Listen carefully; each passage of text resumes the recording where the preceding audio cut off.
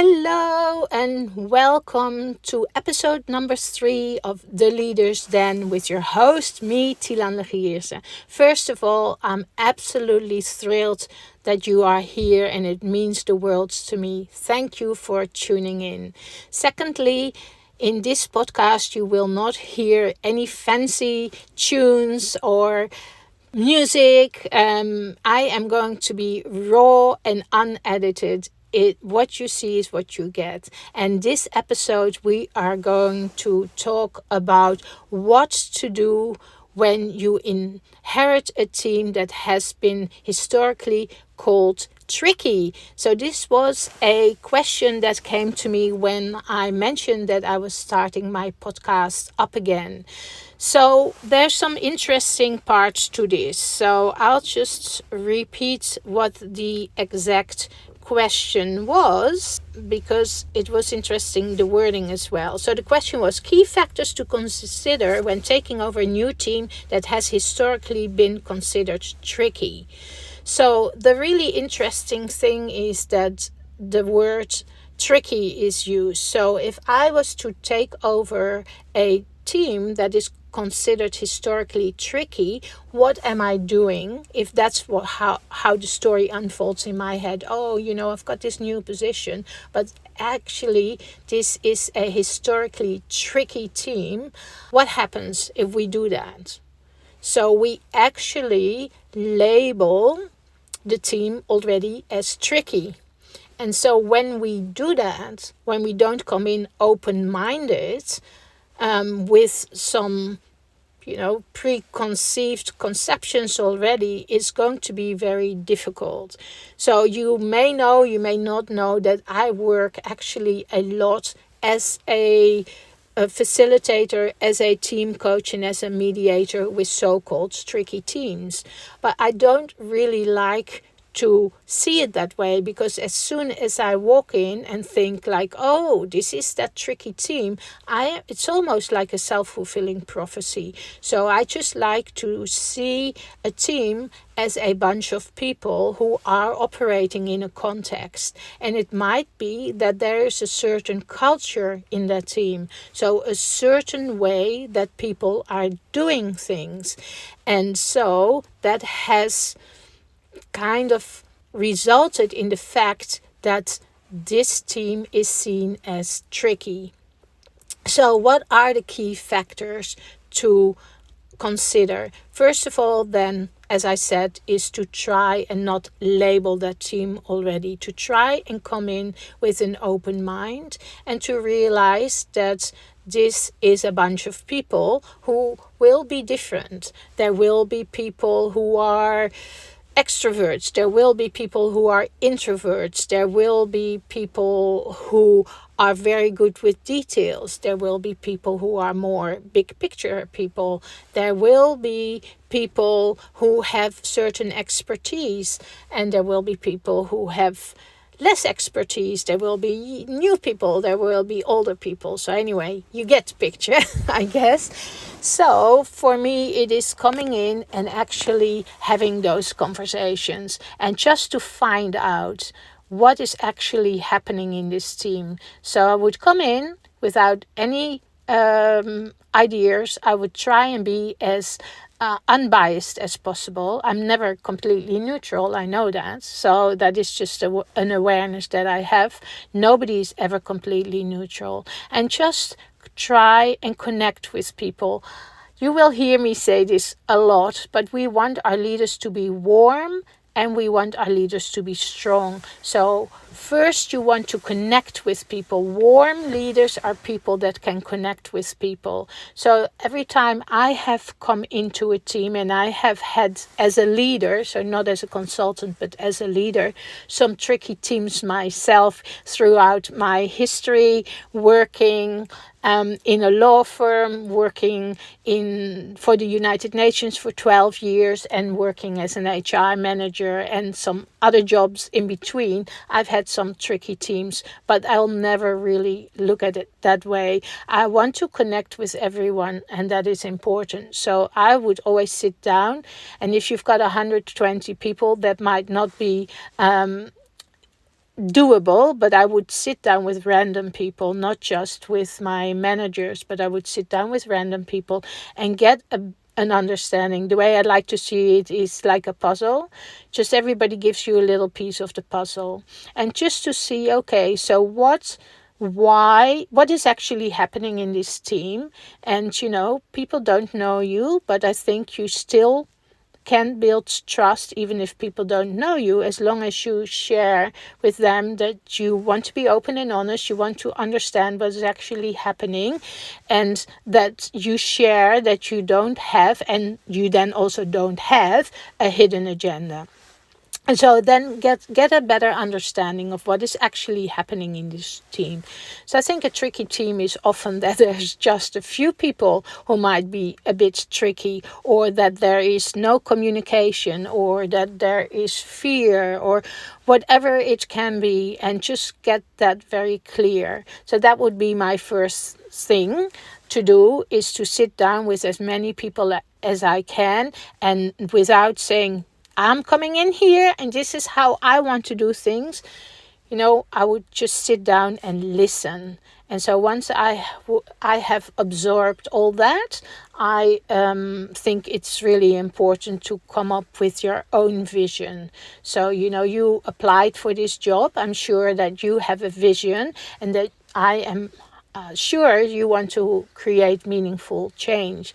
And so what that means is that you need to have a plan and see if that plan is going to work for this team, and then how to get your team on board. And so I think it's really important. Something I do a lot with teams is to establish, whether you call it the ground rules, or whether you call it the values, or whether you call it our culture, or whether you call it a chart, whatever name you give it, is how do we want to work with each other, and what are our priorities, and how are we going to hold each other accountable. So that would be really important as well, because if you get everyone on board with that, then you can actually put it on paper, and that everyone is clear about what the idea is, what you all agree on working together, and how you're going to do it, and what the consequences will be if you're not doing that. So to get that clarity is really important. And I hear you say, yeah, but Tilan, how am I going to do that? It's actually not that difficult. It will take some time, but it's so well invested.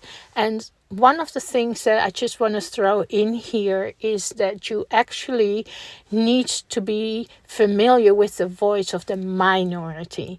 And what often happens is that we are aware and we all are ruled by the voice of the majority. So, for instance, you meet with the team and you say have 20 people in the team, and 18 people agree, or 16, whatever it is, agree with something. This is the way we're going to do it from now on. And then there's 4 people who either don't speak up, or you can sense that they're not happy with it, or people who do speak up and say, I'm not happy with that.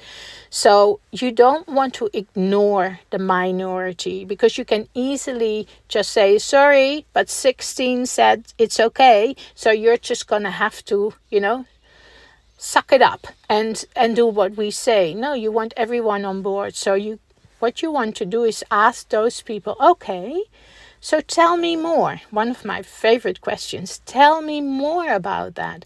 How come, I don't like to use why, I'll explain that another time. How come that you are not on board with this? Tell me more. I want to be curious instead of furious. There's no use in me being furious with those people. I want to understand where they're coming from. And so they'll explain it. Well, I don't think for this and this and this reason, or it doesn't really make sense, or we tried it before, all these things that can come up. And then you can ask them, like, well, what does it take for you to come on board with us? And so often when you ask that question, you actually empower people to be able to be part of the process instead of saying like, no, I don't like it, I don't want it, and they become part of the process. And so then you get this understanding of where things are at. So this is a very powerful way of getting your team on board. So once you have the foundation and you have an agreement on how people want to work together, you can actually, as a leader, put your expectations in there as well and make sure that everyone agrees. And I've done this exercise with many organizations, and you may not know this, but I work with all kind of industries because that's what I like. So whether it's a private school or a public school, whether it's a non-for-profit organization, whether it is a state government agency, whether it's a family business or whether it is a corporate business, whether it's the defense industry or the medical experts, it doesn't matter. It's all the same process, which is to establish how do we want to work together, to have everyone agree on it, to write it down, and to make sure that you include how are we going to hold people accountable. And then when push comes to shove and things are kicking off and things are working, you're going to make sure that you keep holding people accountable and that you keep checking in with people. Are they following the ground rules, whatever you want to call it, the values that you all agreed on or not? And what is happening? Do they need to be tweaked? Or are they not workable? Or are they workable, but do these people need to be held accountable? Do you need to have a difficult conversation with someone? Do you need to explain more? Do you need to performance manage someone? If you do that, then people will start to understand that they are all part of the team and they all have a responsibility for the culture in the team. So I hope that this gives you an overview. So first of all, come in. Don't try to be too biased. Have a look what is actually happening. Be open-minded. Listen before you talk. And try and suss out what is actually happening. Get people on board with your vision. Tweak your vision if needed so that people feel included in this, and then come up with some rules of engagement, whatever you want to call it, ground rules, values, and have them all written down, and then make sure that from time to time you go back to them. Sometimes some people I work with, they do it every meeting. They go back to those ground rules or those rules of engagement and just make sure that you reflect from time to time and see if you're still on the same wavelength. And like if there are issues, remember, we want our leaders to be warm, but also to be strong. So that is important. So what I want to say is I would really appreciate it if you would share this podcast with someone who might find it valuable, and if you would like and subscribe to this podcast. And if you have any questions, please contact me. Send me an email at tilan@tilanlegierse.com and go to my website where you can find some tools where you can actually how to communicate, how to have difficult conversations, and that you can use in your journey as a leader. Thank you for listening and have a wonderful day.